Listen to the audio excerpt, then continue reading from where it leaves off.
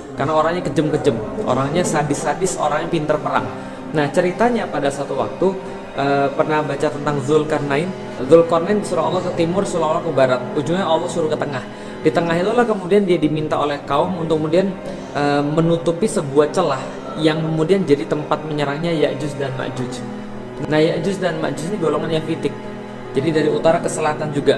Maka dia kemudian membangun sebuah casting dari tembaga yang kemudian dicor, lalu kemudian membentuk tembok yang nggak bisa dilewati oleh orang-orang Ya'juj dan Ma'juj, gitu kan ya. Nah ketika kemudian dia buat tembok itu, ada golongan Ya'juj dan Ma'juj yang tertinggal.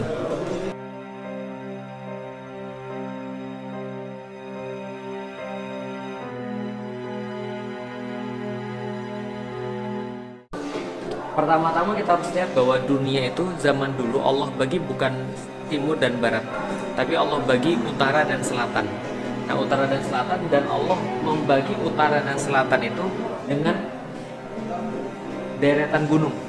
Jadi dari timur sampai ke barat semuanya gunung semua. Nah, kenapa dibatasin dari utara sampai ke selatan gunung? Karena di utara ini ada sesuatu yang berbahaya, sehingga mereka nggak boleh ganggu yang sebelah selatan. Nah apa yang berbahaya? Ceritanya begini. Pas dulu Nabi Nuh itu kemudian setelah selesai banjir besar, berdasarkan dalil-dalil Israiliyat, jadi dalil Israiliyat itu diambil daripada Alkitab, diambil daripada kemudian dalil-dalil yang lain, kemudian diceritakan ulang. Kalau kita orang muslim kan menganggap bahwa dalil Israiliyat ini, dalil-dalil yang bukan berasal dari Quran dan hadis ini, kita bisa terima, tapi kita juga tidak bisa percaya secara total, tapi bisa dijadikan sebagai informasi. Contoh, apa saja informasinya? Salah satunya adalah bahwa setelah selamat itu Nabi Nuh punya 3 anak yang selamat, diceritakan yang laki-laki, Sem, Ham, dan Yafid. Namanya siapa? Sem, Ham, dan Yafid. Nah Sem ini dikasih wilayah pertengahan dunia, di daerah Syam, makanya namanya Syam, diambil dari namanya Sem. Keturunan Sem itu disebut dengan Semit. Pernah dengar kata-kata Semit? Contoh misalnya orang-orang Yahudi berkata kita tuh harus menggalakkan orang-orang Jerman itu adalah gerakan antisemit yang nggak setuju sama orang-orang Yahudi, Holocaust dan sebagainya. Nah Sem itu adalah keturunan daripada Sem. Bahasa-bahasa Semitik misalnya, bahasa Arab, Ibrani itu Semitik, satu rumpun. Kenapa? Karena sama-sama keturunan Sem, gitu kan ya. Nah setelah kemudian Sem dikasih wilayah bagian Syam ini, bagian timur tengah ini, juga ada yang namanya Ham. Ham ini dikasih wilayah bagian sebelah sini, sebelah selatan. Orang-orang ciri-cirinya hitam, rambutnya kemudian kriwil. Nah itu Ham. Keturunannya namanya Hamid. Contohnya orang-orang Afrika, orang-orang kemudian bagian-bagian selatan lah, Maroko yang awal dan seterusnya. Nah yang utara itu dikasih kepada kemudian Yafid. Nah ini daerah utara, bagian atas di atas gunung, itu adalah orang-orang Yafid. Makanya orang-orang bilang bahwa Yafid ini adalah bapaknya orang-orang Mongoloid, termasuk orang-orang Indonesia itu bapaknya adalah Yafid. Nah kenapa? Karena Yafid ini tinggalnya di bagian utara. Kenapa kemudian Allah membatasi kemudian gunung? Supaya orang-orang utara nggak nyerang ke selatan. Karena orang-orang utara itu kemudian sadis-sadis, orang-orang kejem-kejem. Mereka bangsa penunggang kuda, mereka kemana-mana dikatakan oleh Rasulullah pakai sendal dari bulu. Nah, kenapa? Karena dingin. Dan mereka orang-orang yang daerah atas ini. Siapa aja keturunan Yafitik? Attila Dahan itu Yafitik, Viking itu Yafitik. Siapa lagi misalnya? Orang-orang Mongol itu Yafitik. Turki juga termasuk Yafitik. Nah termasuk orang Cina juga Yafitik. Nah makanya sejarah itu menghiasi bahwa seluruh peradaban itu, yang orang-orang di bawah, yang tengah dan bawah ini, semuanya menutupi seluruh celah-celah gunung ini kalau ada. Karena kan kalau ada gunung-gunung begini, ada kemudian kayak gini-gini sungai, ini kan membelah gunung nih. Nah ini kan berarti kan ini kan bisa lewat orang. Nah maka orang-orang menutupin celah-celah ini supaya dari utara nggak nyerang ke selatan.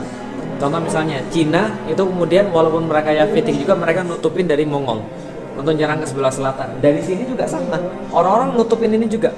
Orang-orang Itali, daerah Eropa sana juga nutupin dari atas. Kalau pernah baca Asterix dan Obelix itu juga sama kan. Ceritanya seluruh peradaban di dunia dari timur sampai ke barat itu menakutkan orang-orang yang sebelah utara. Karena orangnya kejam-kejam, orangnya sadis-sadis, orangnya pinter perang. Nah ceritanya pada satu waktu pernah baca tentang Zulkarnain. Zulkarnain disuruh Allah ke timur, suruh Allah ke barat, ujungnya Allah suruh ke tengah. Di tengah itulah kemudian dia diminta oleh kaum untuk kemudian menutupi sebuah celah yang kemudian jadi tempat menyerangnya Ya'juj dan Ma'juj. Nah Ya'juj dan Ma'juj ini golongan Yafitik, Jadi dari utara ke selatan juga. Maka dia kemudian membangun sebuah casting dari tembaga yang kemudian dicor, lalu kemudian membentuk tembok yang nggak bisa dilewati oleh orang-orang Ya'juj dan Ma'juj, gitu kan ya. Nah, ketika kemudian dia buat tembok itu, ada golongan Ya'juj dan Ma'juj yang tertinggal. Bahasa Arabnya taroka itu meninggalkan, yatruku turkan. Taroka yatruku turkan, turika ditinggalkan. Akhirnya itulah kemudian dikasih nama Bani Turk, yaitu adalah orang yang tertinggal. Ketika kemudian Zulkarnain kemudian ngeblok itu kemudian untuk supaya Ya'juj dan Ma'juj nggak bisa nyerang. Nah, itulah bangsa Turki. Orang Turki dibagi tiga. Ada yang kemudian tetap dalam agama nenek moyang mereka, ada yang kemudian memerangi Anda, ada yang kemudian masuk Islam lalu kemudian membantu Anda. Nah, inilah Turki yang kita kenal sekarang. Makanya Rasulullah SAW bilang, watarku turka idza tarkukum. Jangan ganggu orang-orang Turki, tinggalkan orang-orang Turki selama mereka meninggalkan kalian. Nah, kenapa? Karena mereka pintar perang. Nah, orang-orang Turki itu asalnya dari sini. Dari daerah sebelah timur yang sekarang kita kenal dengan nama Xinjiang. Itulah kemudian daerahnya orang-orang Turki. Daerah sini nih kemudian orang-orang Turki banyak beremigrasi. Jadi kalau sekarang teman-teman lihat ada kasus di Uighur, itu kan ya, bukan Uighur, Xinjiang, orangnya nama Uighur. Kalau tempatnya namanya Xinjiang. Jadi ketika Mongol tuh melebarkan wilayahnya, Mongol tuh sepupuan sama Turki. Nah, kenapa? Kan sama-sama Bani apa tadi? Semham Yafet. Mereka kemudian beremigrasi ke sini. Lah itulah yang awalnya dipimpin oleh Bani Oghuz itu. Bani Oghuz kemudian sampai ke sini bersentuhan dengan Abbasiyah. Awalnya lebih awal lagi mereka bersentuhan dengan Khulafaur Rasyidin ketika zamannya Utsman bin Affan. Tapi Utsman bin Affan nggak terlalu ngereken mereka. Tapi mereka bersentuhan pada khususnya ketika di sini ketika ada Khilafah Abbasiyah. Nah, Khilafah Abbasiyah itu merekrut mereka menjadi tentara-tentara yang sangat terlatih sekali. Karena orang Turki kan pinter perang dari awalnya. Pinter perang, sadis, kejam dari awalnya. Mereka pokoknya kuat lah dari awal, maka direkrut jadi kemudian tentara-tentara perang, lalu kemudian ditempatkan di perbatasan-perbatasan. Dari situlah kemudian muncul Turki Saljuk. Karena ada dua Turki ada dua, satu Sunni, satu Syiah.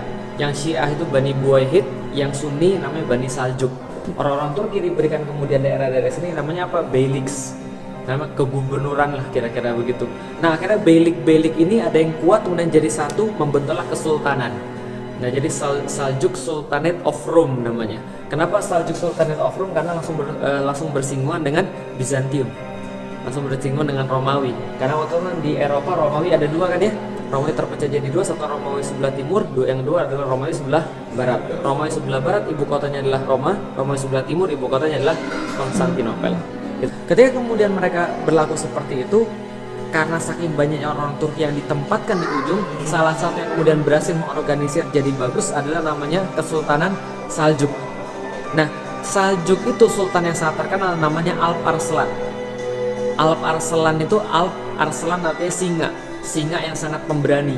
Alp Arslan ini adalah kasus ketika tahun 1071, namanya peperangan Manzikert, sekarang namanya daerah Malazgirt. Mereka itu menambah luas wilayahnya. Jadi karena banyak orang pengen masuk Islam, banyak wilayah masuk Islam, ini Saljuk ini bertambah luas wilayahnya dan bersentuhan langsung dengan Romawi. Romawi bilang ini, oh ini nggak bisa dibiarkan.